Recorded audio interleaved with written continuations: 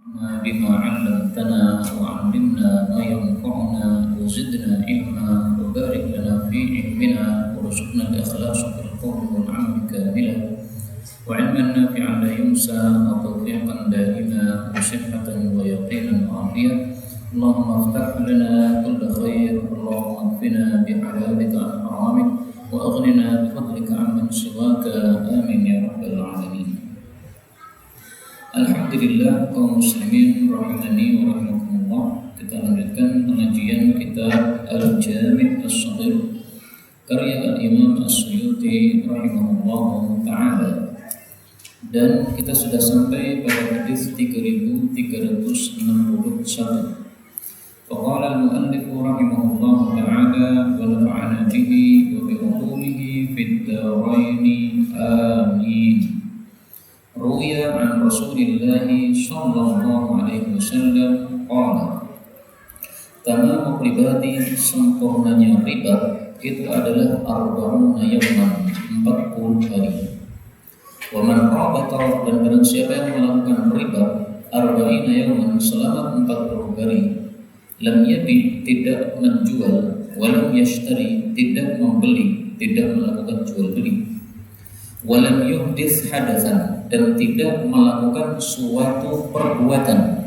Yang dimaksud di sini tidak melakukan suatu perbuatan duniawi kecuali yang sangat diperlukan. Kharaja, dia pun keluar, min dunubihi, dari dosa-dosanya, kayaumi, seperti pada hari waladatu ummuhu, ketika dilahirkan oleh ibunya, yaitu bersih tanpa dosa.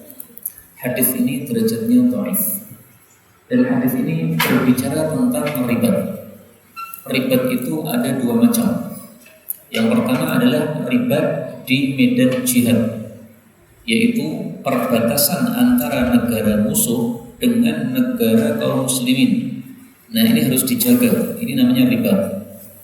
Maka yang dilakukan oleh saudara-saudara kita Hamas di Gaza sekarang ini termasuk dalam kategori ribat. Nah, kalau ribat ingin sempurna, hendaklah 40 hari. Ribat yang kedua itu adalah ribat di dalam memerangi hawa nafsu. Kalau yang tadi ribat memerangi orang-orang kafir. Nah, ini ribat memerangi hawa nafsu. Maka maksudnya di sini adalah orang melakukan mujahadah, sungguh-sungguh riyadhah, ibadah, tidak melakukan aktivitas dunia kecuali yang sangat diperlukan, dan dia fokus untuk memperbaiki diri sehingga kekotoran-kekotoran hati ini dibersihkan semuanya. Nah, itulah ribat mujahadah untuk membersihkan diri. Nah, kalau ingin sempurna, lakukan selama 40 hari. Pertanyaan, kenapa 40 hari? Karena manusia itu berubahnya menjadi gampang untuk sesuatu yang dia inginkan itu kalau dilakukan selama 40 hari. Orang yang biasa tidur habis subuh, jika ingin meninggalkan kebiasaan ini, hendaklah dia tidak tidur habis subuh selama 40 hari berturut-turut. Kalau sudah 40 hari berturut-turut bisa tidak tidur habis subuh, maka setelah itu akan jadi mudah. Sudah menjadi khuluq, sudah menjadi watak atau tabiat baginya setelah melakukan 40 hari berturut-turut. Ini meskipun hadisnya dhaif, tetapi dipakai dalam praktik oleh saudara-saudara kita dari kalangan kaum muslimin. Misalnya dalam bab tahfidz Al-Quran, setelah setor 30 juz, kalau ingin hafalannya mantap 30 juz ini, maka dia mengulangi setoran Quran atau mengulangi khataman Quran 1 hari 30 juz sampai 40 hari lamanya. Jadi saya sudah setor 30 juz. Kalau setelah itu nggak setor lagi kan akan hilang sedikit-sedikit hafalannya. Nah, supaya mantap gimana? 40 hari berturut-turut kamu setorkan setiap harinya 30 juz. Dan itu biasanya ada gurunya. Dan gurunya yang ngatur. Kamu jam sekian sampai jam sekian aktivitasmu begini. Dan makannya pun juga diatur oleh gurunya. Sehingga tidak dikasih makanan-makanan yang menyebabkan ngantuk dan sebagainya. 40 hari. Namanya mujahadah 40 hari. Demikian juga saudara-saudara kita jamaah tabligh, mereka khuruj keluar selama berapa? 40 hari. Nah, ini ternyata dasarnya tamam ribat. Tapi memang hadis ini derajatnya dhaif. 62. Tamamun nikmat, sempurnanya nikmat adalah dukhulul jannah, masuk surga, wal fawzu minan nar, dan selamat dari neraka. Hadis ini derajatnya dhaif tetapi maknanya sahih. Memang nikmat yang paling sempurna adalah masuk surga. Sehingga seorang penyair Arab mengatakan kullu ma siwallah batilu wa kullu na'imin zailu. Kullu ma siwallah, semua selain Allah batil, adalah batal. Tuhan-Tuhan yang disembah selain Allah Tuhan batal, Tuhan batil, bukan Tuhan yang sesungguhnya. Wa kullu na'imin la mahalata zailu, dan semua nikmat pasti akan habis, akan lenyap, kecuali satu, yaitu nikmatnya surga. Makanya disebutkan sebagai tamamun nikmat. Dan nikmat itu oleh para ulama dibagi dua, ada dua macam. Pertama, nikmat yang merupakan ghayah atau tujuan. Yang kedua adalah nikmat yang merupakan wasilah atau perantara untuk mendapatkan nikmat yang tujuan tadi. Nah, nikmat tujuan atau ghayah itu adalah masuk surga. Adapun nikmat yang merupakan wasilah atau perantara, yaitu misalnya kita mendapatkan ilmu agama, itu nikmat. Kita masuk Islam, itu nikmat. Tapi itu semuanya hanya nikmat-nikmat perantara. Kenapa kita masuk Islam? Tujuannya masuk surga. Kenapa kita mempelajari ilmu agama? Supaya kita masuk surga. Nah, maka surga ini adalah nikmat ghayah, nikmat tujuan akhir. Tapi yang lain-lainnya itu semuanya adalah nikmat-nikmat wasilah atau perantara. 63. Tamassahu, menyentuhlah kalian itu bil ardi, pada tanah. Fa innaha, karena sesungguhnya tanah itu bikum, terhadap kalian, barrah, adalah kasih sayang, yaitu sebagaimana kasih sayangnya seorang ibu kepada anaknya. Ini hadisnya derajatnya sahih. Apa makna menyentuh ke bumi atau ke tanah? Ada 3 tafsir. Tafsiran yang pertama, kalau salat hendaklah kita menyentuh tanah, sehingga tidak usah pakai karpet begini. Sebagaimana di masa Rasulullah SAW, masjidnya tanah, tidak ada karpet padanya. Tapi memang sekarang tidak kita temukan masjid tanah kecuali mungkin 1 atau 2 saja. Salah satunya adalah seorang kiai di Jawa Timur, Mahrus Ali. Kiai Mahrus Ali dulunya NU, kemudian dia keluar dari NU, sekarang dia ngikuti lafal hadis Nabi SAW. Tamassahu bil ardi, maka sholatnya itu tanpa hamparan, sholat langsung tanah. Terus kalau sholat jamaah, saya lihat dari foto-foto yang ada, itu murid-muridnya pakai sandal. Karena Rasulullah dulu menyuruh kita sholat pakai sandal, menyelisih orang-orang Yahudi. Ini makna yang pertama. Makna yang kedua, menyentuhlah ke tanah, maksudnya adalah tayammum. Makna yang ketiga, menyentuhlah ke tanah, maksudnya adalah tawaduk di dalam tidur dan duduk. Maka kalau duduk tidak usah pakai lemek, kalau tidur tidak usah pakai lemek. Jadi ternyata tidur langsung ke tanah, ke jubin, itu ada dalilnya, Pak. Ini dalilnya, Pak. Tamassahu bil ardi. Nah, nanti kalau pas kita pas subuh kemudian tidur di tanah, meliko tanpa baju, kemudian tanpa karpet, tanpa tikar, ditegur orang, maka kita jawab, iki ngelakoni sunnah, tamassahu bil ardi. Nampak? Tama'dadu, tirulah ma'at. Siapa Ma'at itu? Ma'at itu adalah kakek Nabi Muhammad SAW. Orang-orang Arab zaman dulu, mereka hidupnya itu hidup anti kenikmatan. Mereka tidak mau berleha-leha, bersenang-senang, bersantai-santai, tidak. Tapi hidupnya penuh perjuangan. Nah, maka maksud kalimat ini, hiduplah seperti hidupnya kakek-kakek orang-orang Arab dulu. Ma'at bin Adnan, kakeknya Nabi. Ini mereka hidupnya hidup perjuangan. Wahsyushin, dan pakailah baju yang kasar. Jangan pakai baju yang lembut, karena itu adalah adatnya orang-orang ajam non-Arab. Kalau orang-orang Arab, mereka hidupnya dengan penuh perjuangan, kemudian bajunya juga bukan baju yang lemah lembut, yang lembut-lembut bukan, tapi yang kasar. Wantadilu, dan belajarlah panah. Wamsyuhufatan, dan berjalanlah dengan kaki telanjang. Hadis ini derajatnya dhaif.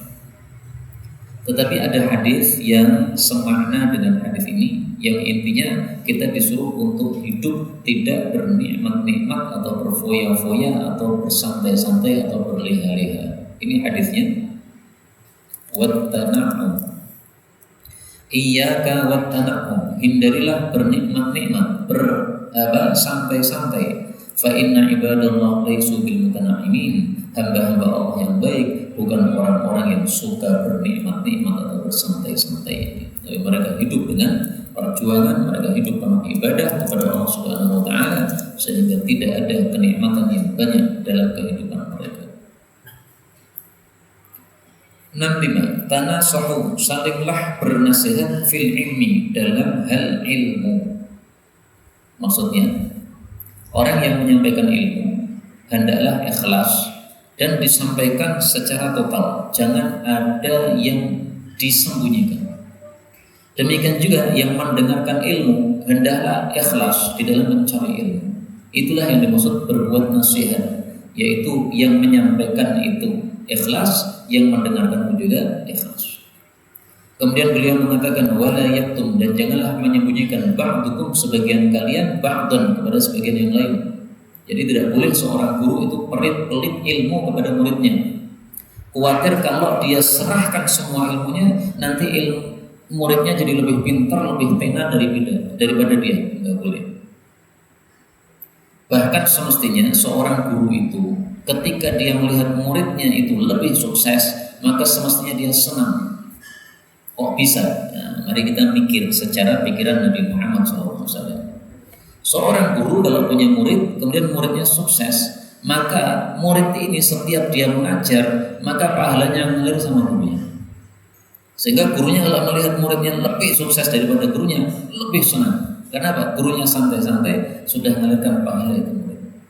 Maka dalam Islam ini tidak ada orang yang alim kemudian pelit untuk menyampaikan ilmu, khawatir nanti dia kalah pamor dengan muridnya. Enggak ada. Kalau ada orang seperti itu berarti tidak tanasahu fil ilmi. Dia mengajarnya bukan karena berbuat nasihat, tetapi semata-mata karena hawa nafsu, pengen populer, pengen bicara dan sebagainya. Tapi kalau ilmu dunia tampaknya seperti itu. Seorang doktor atau profesor dia akan mengajarkan ilmu sedikit-sedikit, tidak mau kalau keprofesorannya atau kedoktorannya kalah dengan generasi bawahnya. Itu ilmu dunia. Kalau ilmu agama enggak. Fa inna khiyanatan fil ilmi, karena sesungguhnya khianat dalam bab ilmu asyaddu, itu lebih dahsyat min khiyanatin fil mal, daripada khianat dalam hal harta. Hadis ini dhaif. Tapi benar, khianat ilmu lebih besar daripada khianat harta. Kenapa? Karena ilmu lebih mulia daripada harta. Apa buktinya ilmu lebih mulia daripada harta? Ilmu menjaga kita, sementara harta kita harus menjaganya. Jadi orang kalau punya harta itu jadi budaknya harta. Kenapa? Disuruh menjaga. Gak mungkin kan kita punya harta ditaruh santun, tak mungkin. Harus dijaga, diprimpen. Kemudian sudah ditaruh di tempat yang primpen, khawatir lagi kalau dimakan rayap. Karena ada orang yang duit ternyata dimakan rayap. Tapi kalau ilmu justru menjaga kita. Dimanapun kita berada, kalau kita punya ilmu itu menjaga kita. Namun tanakahu, menikahlah kalian, takfuru, kalian akan menjadi banyak. Ini menunjukkan bahwasanya tujuan nikah salah satunya untuk melahirkan banyak anak. Sehingga hadis-hadis ini menunjukkan bahwa 2 anak cukup, slogannya orang Indonesia itu jelas salah, tidak sesuai syariah. Sudah sering saya ulang, bukan 2 anak cukup, tapi 20 anak cukup atau 2 istri. Silahkan 20 atau 2, kalau 20 itu anak, kalau 2 itu istri. Nah, kalau 2 istri, 1 istri punya 10 anak, maka sama saja 20 anak. Istri 4, alhamdulillah, 1 orang Jawa, 1 orang Palestina, 1 orang Arab, keturunan Nabi Muhammad SAW, Syarifah. Nah, kami 1 orang keturunan, kata beliau. Nah, beliau sudah sekepunan, tinggal yang 3 tadi yang belum. Fa ini, karena sesungguhnya saya ubahi, saya membanggakan bikum, terhadap kalian, al-umama, kepada umat-umat yang terdahulu, yaumal qiyamah, besok pada hari kiamat. Ini hadis derajatnya mursal tetapi maknanya sahih dari hadis-hadis yang lain. 67. Tanamu tidur aina yang kedua mata saya, wala yanamu dan tidaklah tidur qalbi hati saya. Ini hadisnya sahih, disahihkan oleh Asy-Syaikh Al-Albani. Dan hadis ini menunjukkan dua hal. Pertama, khusus Rasulullah kalau beliau tidur maka habis tidur wudunya tidak batal. Kenapa? Karena beliau hanya tidur matanya tapi hatinya tidak tidur. Sehingga kalau seandainya beliau batal pada saat tidur itu beliau akan tahu. Tapi kalau kita tidur dan tidurnya itu melenyapkan kesadaran secara penuh, maka wudu kita batal. Kalau kesadarannya tidak hilang penuh, maka tidak batal. Misalnya habis sholat 2 rakaat kemudian kita duduk seperti biasa nih, pas menunggu Jumatan itu. Kemudian ngantuk kan? Nah, tapi begitu qomat atau begitu adzan dia mendengar sehingga dia bangun. Adzan dia bangun, nah itu berarti tidak batal wudunya karena kesadarannya masih ada. Karena kalau orang seperti itu, ketika dia keluar angin itu pasti akan terasa jadi bangun. Nah, kalau sudah kesadarannya hilang, keluar angin pun nggak bangun, adzan pun nggak bangun, kemudian ada maling pun nggak bangun, ada bom pun nggak bangun. Yang kedua, hadis ini menunjukkan bahwa orang-orang yang sudah sempurna imannya kepada Allah Subhanahu wa taala itu tidurnya mata tidak mengurangi bangunnya hati. Kondisi mata yang terpejam tidak mengurangi sadarnya hati mereka. Ini orang-orang yang sempurna. Dan orang yang seperti ini hanya para nabi. Karena itu para ulama mengatakan ini hukum tidak khusus bagi Nabi Muhammad SAW, tapi untuk semua para nabi. 124.000 nabi semuanya seperti ini. Karena mereka imannya sudah sempurna kepada Allah Subhanahu wa taala. 68. Tanazzahu, jagalah dirimu atau bersihkanlah dirimu minal bauli, dari kencing. Fa inna, karena sesungguhnya ammata, rata-rata adzabil qabr, siksaan kubur, minhu, dari sebab kencing. Nah, jadi hati-hati, jangan sampai kita kencing berdiri kemudian nyiprat kemana-mana sehingga nyiprat pada baju kita itu menyebabkan nanti ada siksa kubur. Makanya Rasulullah mengubah kebiasaan orang Arab. Orang Arab kebiasaannya dua. Kalau cewek maka dia kencing dengan duduk. Kalau cowok maka dia kencing dengan berdiri. Maka Rasulullah mengubah, beliau mengajarkan kepada orang-orang Arab kencing dengan duduk. Sehingga ketika Rasulullah mengajarkan kencing dengan duduk, sebagian sahabat waktu itu kaget. Mereka mengatakan, lihatlah ini Nabi kencing seperti cewek. Saya lihatkan hadisnya. Diriwayatkan oleh Abu Dawud bahwasanya Rasul Shallallahu Alaihi Wasallam duduk ketika buang hajat, ditutupi dengan tirai sehingga tidak kelihatan orang. Tapi beliau duduk kan kelihatan. Kalau berdiri kan orangnya kelihatan, karena duduk tidak kelihatan. Maka sahabat mengatakan, unzuru ilaih, lihatlah beliau Nabi, yabulu kama tabulul mar'ah, beliau pipis seperti pipisnya para cewek. Maka Rasulullah mendengar suara itu, beliau kemudian mengatakan, apa kalian tidak tahu apa yang dialami oleh sahabatnya Bani Israel? Dulu Bani Israel itu kalau terkena kencing, maka mereka harus memotong apa yang dikenai oleh kencing tersebut. Maka ini sahabat Bani Israel itu melarang mereka, enggak usah dipotong-potong. Akhirnya dia pun disiksa di dalam kuburnya. Tapi ini hukum khusus Bani Israel. Kalau Bani Israel pipis, kemudian pipisnya nyiprat baju, bajunya nggak boleh dicuci, bolehnya dipotong. Pipis nyiprat kaki, kakinya nggak boleh dibasuh, potong. Kulitnya kaki itu dipotong. Bayangkan, apa nggak susah? Itu Bani Israel. Tapi kemudian umat Nabi Muhammad SAW diringankan hukumnya oleh Allah, yaitu disuruh cukup untuk mencuci, baik badan maupun kulit semuanya cukup dicuci. Makanya Allah menyebutkan dalam Al-Quran,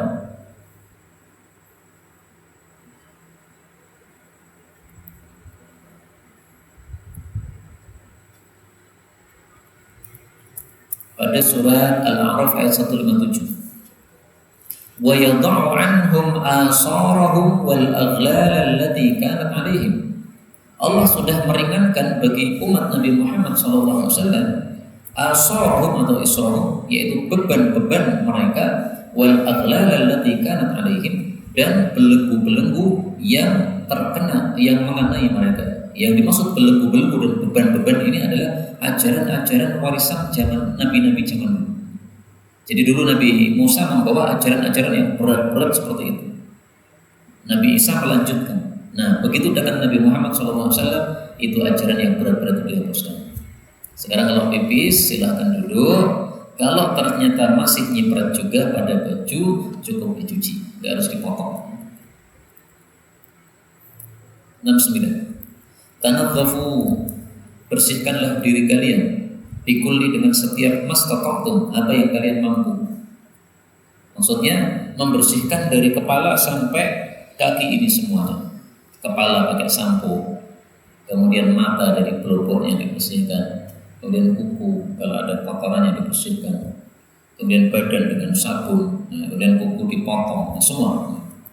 Fa inna Allah Ta'ala, karena sesungguhnya Allah Ta'ala banal Islam, membangun Islam ala nadhafah, di atas kebersihan. Nah, ini lafalnya Pak. Adapun lafal yang terkenal an-nadhafatu minal iman, ini tidak dari Nabi SAW. Bukan hadis, itu hanya ucapan manusia. Meskipun sering ditulis di tembok an-nadhafatu minal iman, hadis sahih ngawur itu, enggak benar. Ini bukan hadis. Kalau hadis lafalnya gini, Allah membangun Islam di atas kebersihan. Wala yadkhulul jannah, dan tidak akan masuk jannah. Maksudnya tidak akan masuk jannah secara langsung illa kullu nadhif, kecuali setiap orang yang bersih. Bersih dari apa? Dari kotoran zahir maupun kotoran batin. Kotoran batin contohnya dosa, itu adalah kotoran batin. Kalau masih punya dosa nggak bisa masuk surga. Bersihkan dulu dosanya, diampuni dulu oleh Allah, baru bisa masuk surga. Hadis ini diriwayatkan oleh Abu Sa'id At-Tartusi, dan Tartusi itu adalah nama satu tempat di pantai Damaskus sana, di pantai daerah Syam sana. Ini hadis yang dhaif. Dan ada hadis yang semakna dengan ini, yaitu an-nadhafatu tad'u ilal iman. Kebersihan itu mengajak kepada iman, bukan minal iman ya, tapi tad'u ilal iman. Ini pun juga hadis yang dhaif, riwayat Tabarani dalam Mu'jamul Awsat. Tapi maknanya sahih, bahwasanya Islam atau iman itu mengajarkan kebersihan. 70. Tanaqqa, pilihlah teman. Wa tawaqqa, dan waspadailah. Hadis ini derajatnya dhaif. Maksud hadis ini adalah kalau berteman jangan kepada semua orang, tapi dipilih. Karena teman yang jelek itu akan merembetkan sifat jeleknya pada kita. Sebagaimana sabda Nabi SAW, Al-mar'u ala dini khalilihi, setiap orang itu akan mengikuti adat atau agama bagi kekasihnya. Falyanzur ahadukum may yukhalil, masing-masing adalah perhatikan dengan siapa dia berteman. Hadis riwayat Abu Dawud sahih. Kemudian kalau kita sudah punya teman, maka tawaqqa, waspadailah. Jadi kita punya teman, jangan semua rahasia kita berikan kepada dia. Ada yang pantas disampaikan, ada yang tidak pantas. Meskipun teman dekat, tapi tidak semua kita berikan kepada dia. Misalnya apa? Panjenengan punya rekening, apakah PIN-nya akan panjenengan beritahukan kepada teman dekat? Dia orang baik, memang sekarang orang baik, tapi manusia itu memiliki syahwat, bisa saja berubah. Kemudian dia baik, akhirnya jadi tidak baik. Sehingga kalau kita punya PIN, dia tahu, nanti dia bisa membukanya. Enggak semuanya pantas untuk disampaikan. 71. Tanaqqah wa tawaqqah. Hadis ini sama dengan sebelumnya, tetapi bedanya ada tambahan hak. Hak di sini namanya hak sakat. Hak sakat itu adalah hak tambahan gara-gara kita berhenti bicara. Tanaqqah, berhenti kan? Tawaqqah, berhenti. Seperti ini ada dalam Al-Quran.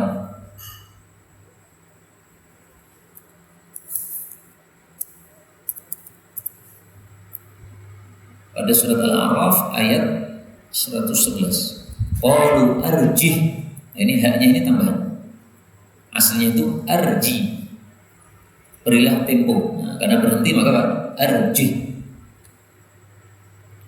Ada contoh yang lain, yaitu pada surat Al-Qari'ah. Wa ma adraka ma hiyah. Nah, ha ini tambahan. Kenapa? Karena berhenti. Sehingga kalau kita membacanya lanjut, boleh dua bacaan. Wa ma adraka ma hiyah narun hamiyah. Boleh juga wa ma adraka ma hiya narun hamiyah. Hiya narun. Nah, berarti hanya dihilangkan. Kenapa kok hanya dihilangkan? Karena kita lanjut tidak berhenti. Ini untuk tempat ini ya, jangan untuk semua tempat. Karena masing-masing itu ada ilmunya sendiri. Kemudian tafsiran hadis ini berbeda dengan yang sebelumnya. Perhatikan tafsiran hadisnya. Menurut para ulama, tafsiran hadis ini adalah tanabbah, jagalah dirimu atau bersihkanlah dirimu ya, jagalah dirimu. Kemudian watawaqqah, dan hati-hatilah atau waspadailah untuk dirimu.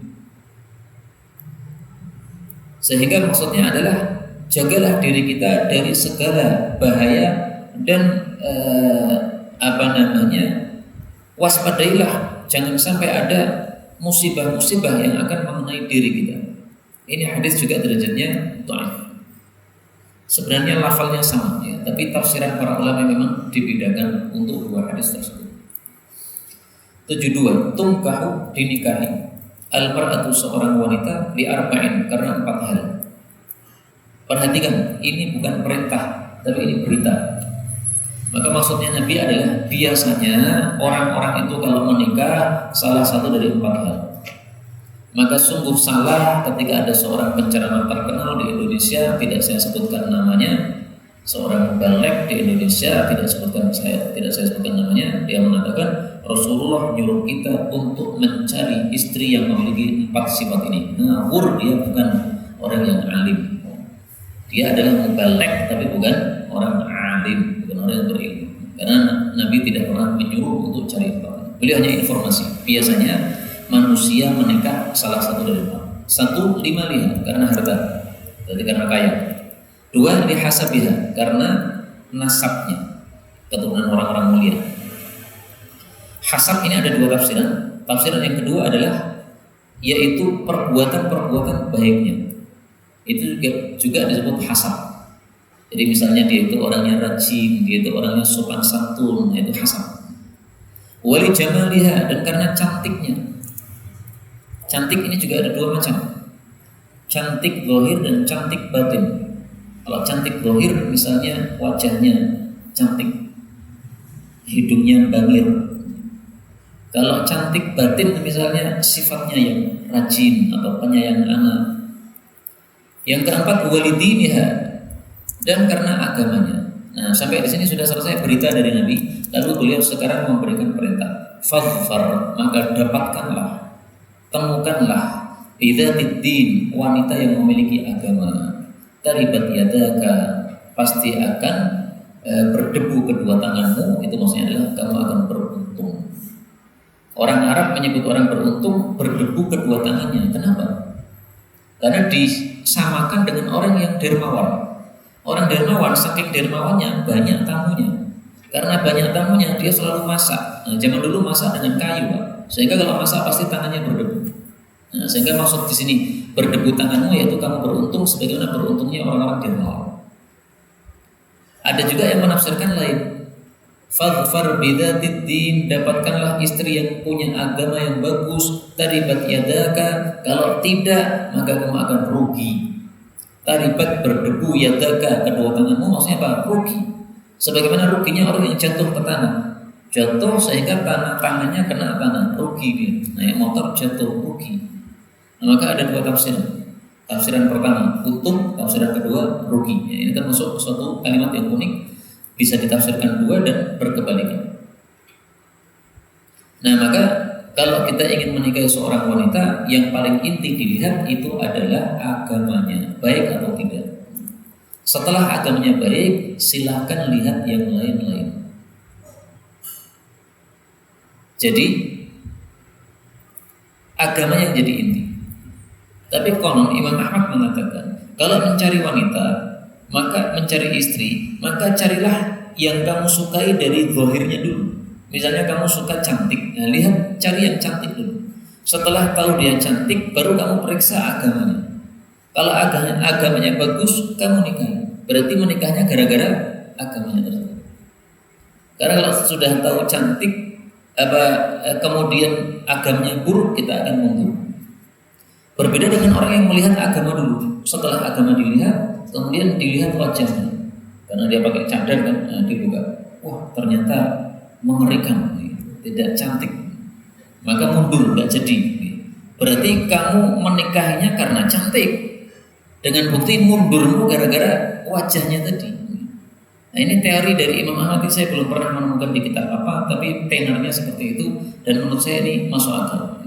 Sehingga yang dilihat nomor satu itu adalah kecantikannya dulu, tetapi yang dijadikan pedoman atau inti atau nomor satu sebagai menikah jadi menikah atau tidak itu adalah agamanya.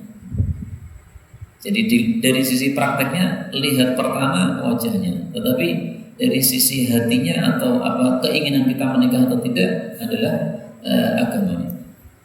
73. Tahadu, salinglah menghadiahi, tahabbu pakai tasydid ya. Kan niscaya kalian akan saling cinta. Hadis ini derajatnya sahih. Hadis ini menunjukkan disyariatkannya saling memberi hadiah, dan Rasul sallallahu alaihi wasallam memiliki sunnah menerima hadiah dan membalas hadiah dengan hadiah.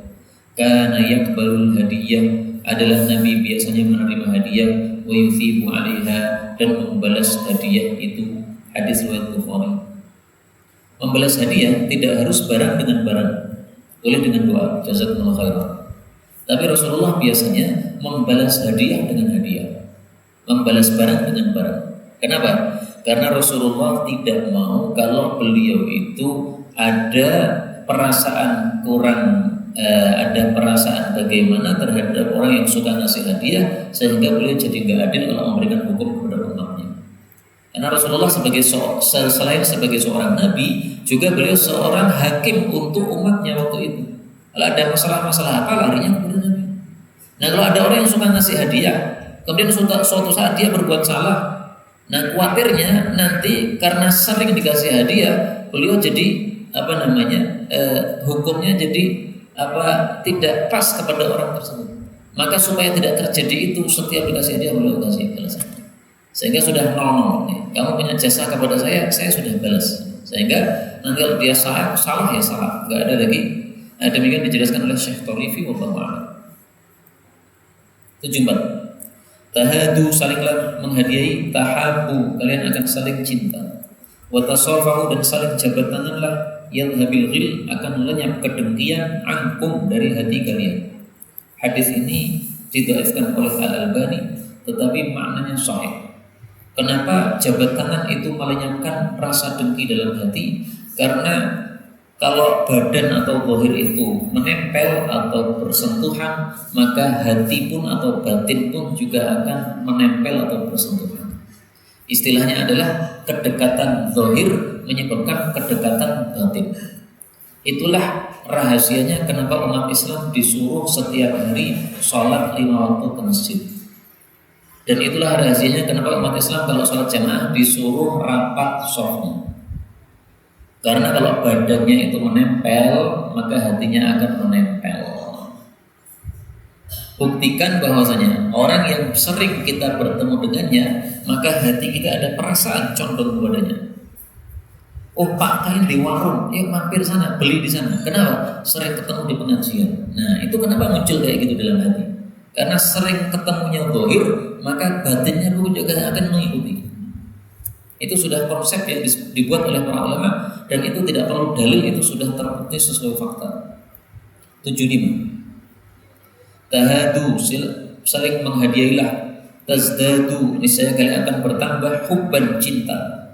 Ini ada 2 tafsiran. Tafsiran pertama, saling cinta di antara kalian. Tafsiran yang kedua, kalian akan bertambah dicintai oleh Allah. Jadi boleh diartikan hubban, saling cinta, atau hubban, dicintai oleh Allah. Kenapa Allah mencintai? Karena Allah mencintai orang-orang yang saling cinta. Sebagaimana disebutkan dalam hadis yang sahih, orang-orang yang saling cinta karena Allah, maka besok di akhirat Allah itu akan mencari-carinya. Ainal mutahabbuna bil jalali. Di mana orang-orang yang dulu di dunia saling cinta karena kemuliaanku? Al-yawma udhilluhum fi dhilli yawma la dhilla illa dhilli. Sekarang hari ini di hari kiamat, di hari akhirat, saya akan naungi dia pada hari tidak ada naungan selain naungan saya. Hadis riwayat Muslim. Ini menunjukkan bahwa orang yang saling cinta karena Allah dicintai oleh Allah. Nah, makanya saling menghadiahi menyebabkan Allah tambah cinta, karena orang yang saling menghadiahi akan saling cinta sama mereka. Wahajiru, dan hijrahlah kalian. Turathu, akan diberikan abna'akum kepada anak-anak kalian majdan, kemuliaan. Ini kewajiban hijrah di awal Islam ketika Nabi belum Fathu Makkah. Tapi setelah Fathu Makkah sudah dihapus kewajiban hijrah dari Makkah ke Madinah. Tapi kemuliaan bagi para anak-anak muhajirin itu masih berlanjut. Dulu para sahabat Nabi hijrah dari Makkah ke Madinah. Setelah Fathu Makkah sudah tidak wajib hijrah. Tapi anak-anaknya muhajirin itu masih mendapatkan kemuliaan di dalam Islam, sehingga mereka juga disebut al-muhajiri. Kenapa? Karena keturunan dari para muhajirin. Demikian juga orang-orang Ansor, keturunannya sampai hari ini mereka disebut al-Ansori. Contohnya adalah guru kami dari Yaman, Syekh Khalid Bahumaid al-Ansori. Kenapa? Keturunan sahabat-sahabat Nabi Ansor. Jadi kemuliaannya itu masih berlanjut sampai terus-menerus. Ya seperti kalau di Indonesia misalnya keturunan Ningrat itu terus menerus. Nah, maka keturunan muhajirin juga begitu, terus menerus, lanjutan.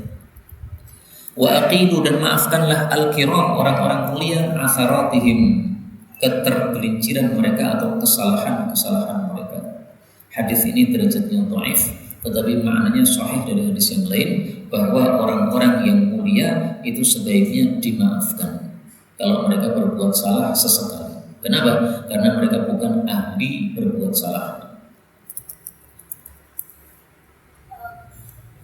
Dalam hadis yang sahih disebutkan, aqidu, maafkanlah, dzawil hayat, orang-orang yang memiliki posisi, maksudnya orang-orang yang mulia, asaratihim, kesalahan-kesalahan mereka, illal hudud, kecuali hukuman had, maka tidak bisa dimaafkan kalau sudah sampai kepada khalifah. Misalnya seorang pemuka agama atau seorang pemuka di masyarakat,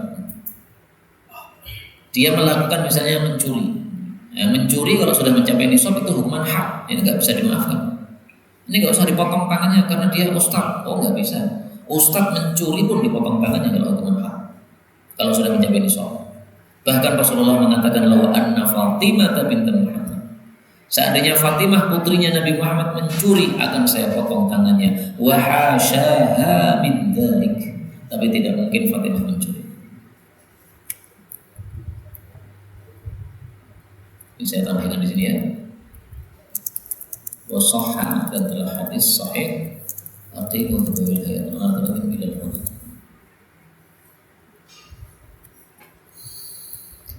76. Tahadu, salinglah menghadiahi at-ta'am, makanan, bainakum, di antara kalian. Fa inna dzalika, karena sesungguhnya hal itu, tausi'atun atau tausi'atan, atau tausi'atun yang lebih baiknya, karena dzalika sebagai isimnya.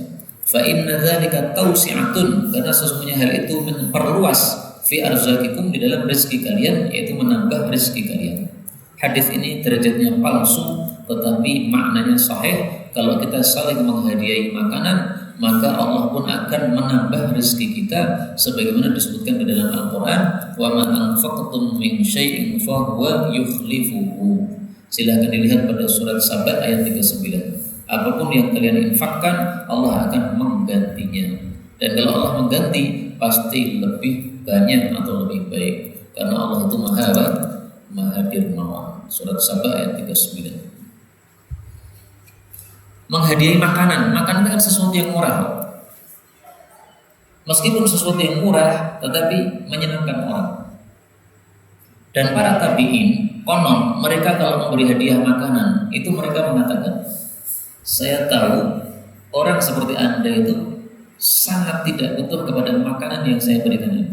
Anda sudah kaya dan makanan seperti ini bagi Anda mudah untuk cari. Tapi saya tetap hadiahkan kepada engkau supaya engkau tahu bahwa engkau itu dalam hatiku ada tempatnya.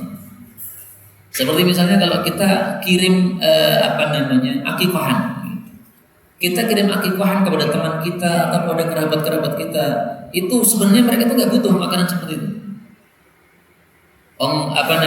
Mereka mungkin lebih kaya atau mereka sudah sering makan kayak begitu. Apalagi kalau akikah kan biasanya cuma kecil sedikit nih, tidak untuk cukup banyak orang.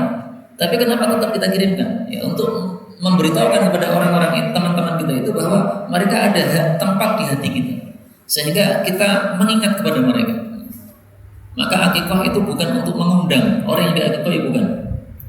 Maka saya kalau orang Jawa ada tulisannya, maaf bukan undangan, karena kebiasaan ada Jawa kalau diakikahi seolah-olah harus datang. Dalam Islam sebenarnya tidak. Dalam Islam akikah itu untuk menyebar kesenangan. Kamu kan senang dapat anak, nah kesenanganmu bagi-baginan, jangan untuk kamu saja, bagi-bagi kepada tetangga-tetangga. Sehingga bukan berarti setelah dapat akikah kita wajib datang ke rumah dia, enggak begitu sama sekali. Maka tulisan yang ada di akikah itu tidak ada masalah, tulisan seperti itu enggak salah. Maaf bukan undangan. Bukan berarti orang yang akikah itu sombong tidak mau didatangi, bukan. Tapi tulisan seperti itu supaya tidak memberatkan tetangganya. Karena kalau ada tetangganya yang merasa wah dikirimi gitu kutu teko, malah memberatkan.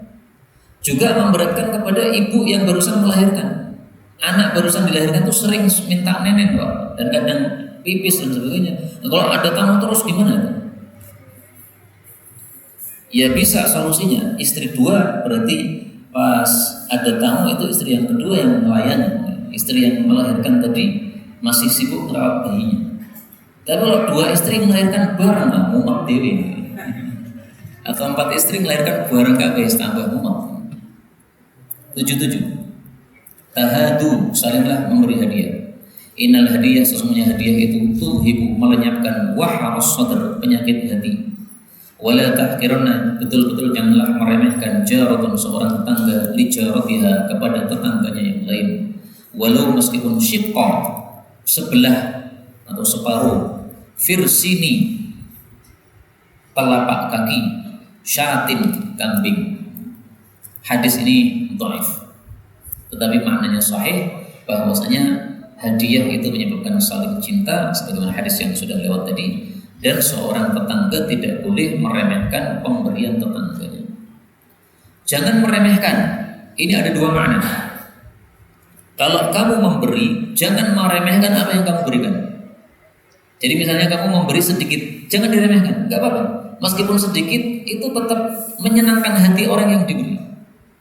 Misalkan kita punya makanan sedikit atau roti 1 saja, tapi ketika kita lewat di Bangjo ada orang minta-minta, nah kita nggak bawa duit, tapi kita bawanya roti. Jangan diremehkan roti itu. Meskipun harganya hanya 1.000 atau 2.000, orang dikasih masih tetap senang.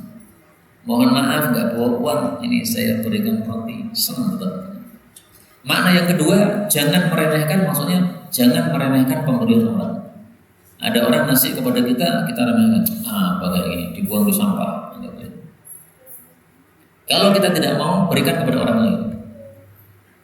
Kalau tidak pantas untuk dimakan karena sudah rusak, jangan diberikan kepada orang lain, tapi berikan kepada makhluk-makhluk selain manusia, kepada ayam dan sebagainya.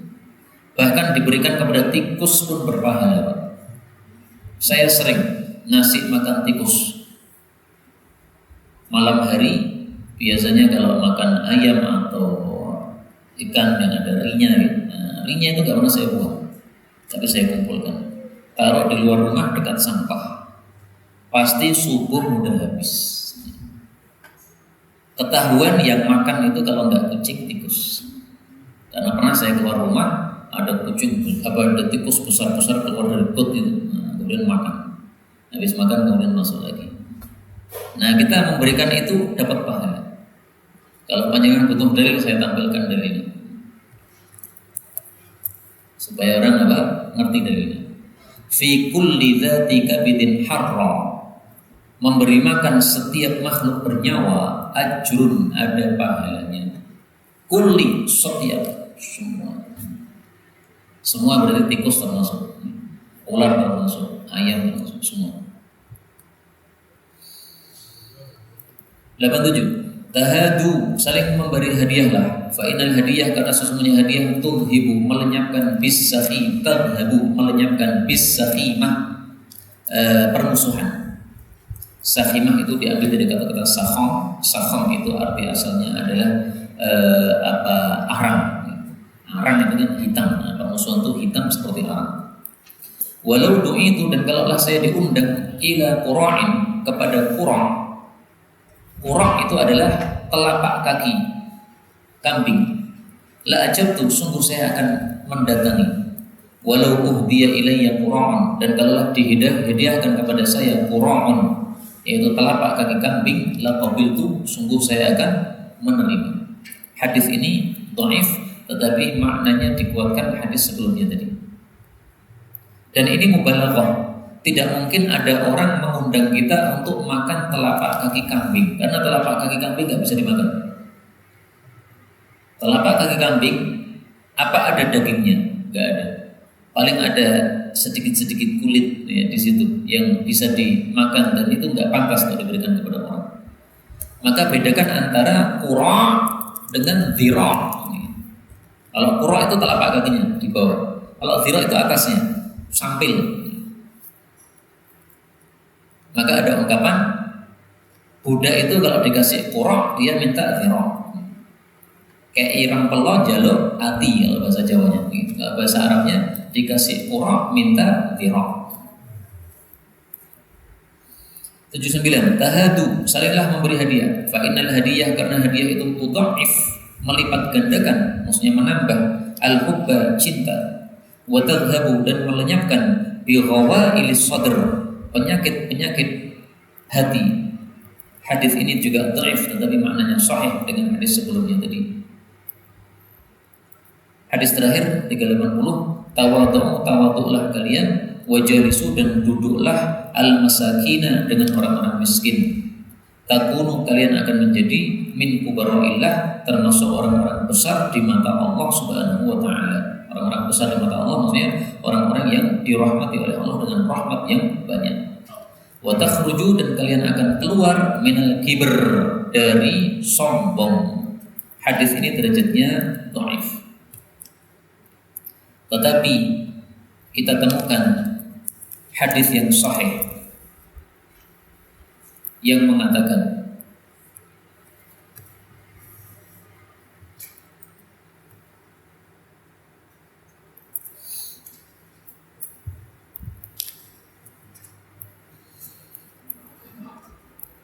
bahwasanya Rasulullah SAW mengajarkan kepada kita doa supaya kita mencintai orang-orang miskin. Dan ini sebagai penutup untuk kajian kali ini. Rasulullah diberitahu oleh Allah, ya Muhammad, wahai Muhammad, idza shallaita, kalau kamu sudah selesai sholat, maka ucapkanlah doa. Dan ini dalil, salah satu dalil disyariatkannya berdoa setelah sholat, habis setelah zikir. Allahumma inni as'aluka fi'lal khairat wa tarkal munkarat wa hubbal masakin.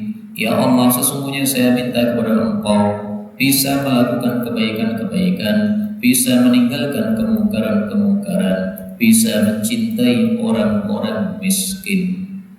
Dan Engkau mengampuniku dan merahmatiku dan memberikan tobat kepadaku. Dan seterusnya. Ini doa yang disyaratkan untuk dibaca setelah kita selesai sholat, yaitu sholat fardu. Saya tambahkan di sini ya.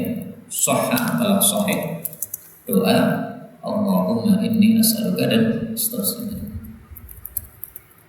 Sampai di sini yang dapat kita sampaikan betul dari Allah Subhanahu wa taala. Kalau ada salahnya fa astaghfirullah wa atubu ilaih. Walhamdulillahi rabbil alamin.